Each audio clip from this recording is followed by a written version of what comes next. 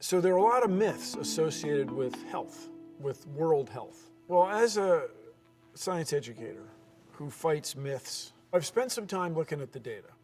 It's remarkable. We can see how, we can see why kids are dying, and we can see how to prevent it.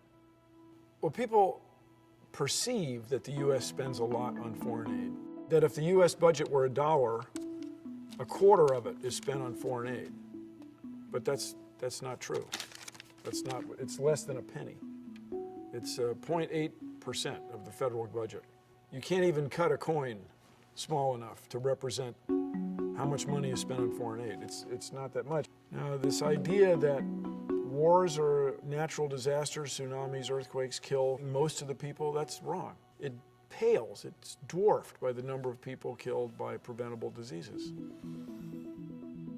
This sector represents the number of kids 5 years old and younger that die every year from injuries. This represents the number of kids 5 years old and younger that die every year from non-communicable diseases, cancer, things you inherit. But all of this, most of the circle, is kids dying, 5 years old or younger, dying of communicable, preventable diseases. This is where we can change the world. People think that we've been sending money to Africa for decades and nothing's improved. Things are as bad as they ever were.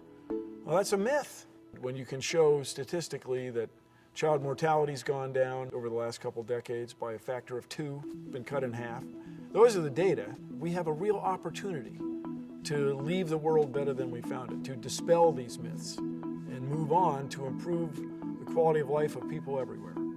So let's prevent the diseases. Let's address a preventable disaster.